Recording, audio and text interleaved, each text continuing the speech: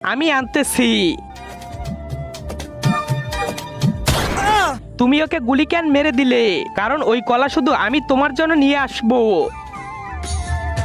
এই নাও।